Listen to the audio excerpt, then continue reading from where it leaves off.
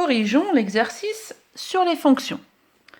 Éléonore pense souvent à Patricia. Dans cette phrase, nous avons un complément circonstanciel de temps, souvent. Le verbe est pense. Qui est-ce qui pense? C'est Éléonore, qui est donc sujet du verbe pense. Éléonore pense à qui? À Patricia. À Patricia est donc le complément d'objet indirect. Ce complément d'objet indirect est composé d'une préposition à et d'un nom propre Patricia. La nature du complément d'objet indirect est donc un nom propre.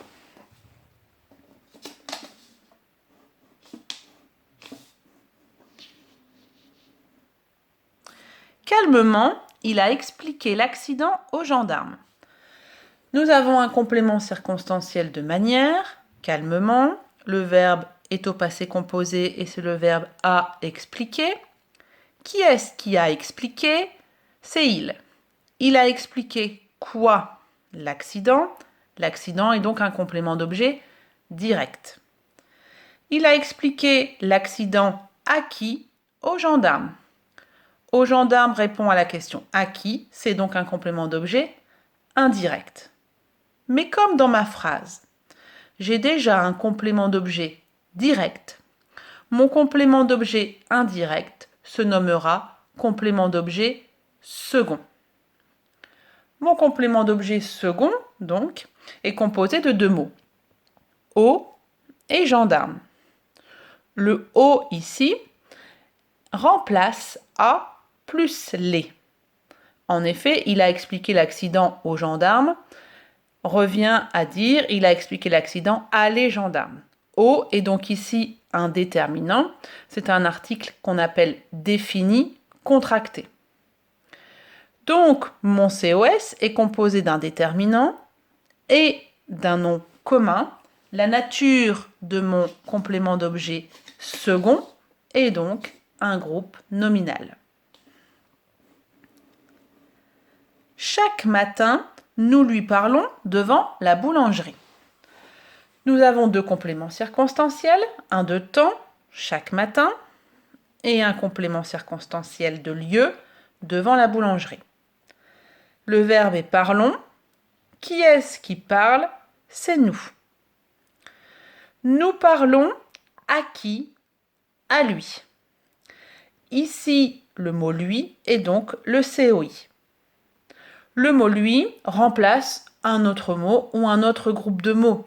Nous aurions pu dire chaque matin nous parlons à notre voisin devant la boulangerie. Ce mot lui qui remplace donc un mot ou un autre groupe de mots est donc un pronom. Il songe à déménager. Pas de complément circonstanciel dans cette phrase. Le verbe est songe. Qui est-ce qui songe? C'est il. Il songe à quoi? À déménager. À déménager est donc mon complément d'objet indirect. Il est composé d'une préposition à et d'un verbe à l'infinitif. La nature de mon complément d'objet indirect est donc un verbe à l'infinitif. Pour terminer, son conseil a suffi à changer les choses. Nous avons le verbe a suffi. Qui est-ce qui a suffi? Son conseil, qui est donc sujet. Son conseil a suffi à quoi? À changer les choses. À changer les choses est donc complément d'objet indirect. Ce complément d'objet indirect est composé d'une préposition à, d'un verbe à l'infinitif, changer, d'un déterminant, un article défini plus précisément, les, et d'un nom commun, chose. La nature de mon COI est donc un groupe infinitif.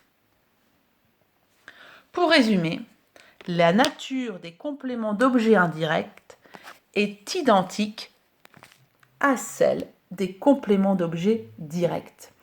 En effet, un complément d'objet indirect peut avoir 5 natures différentes. Il peut être nom propre, groupe nominal, pronom, verbe à l'infinitif ou groupe infinitif.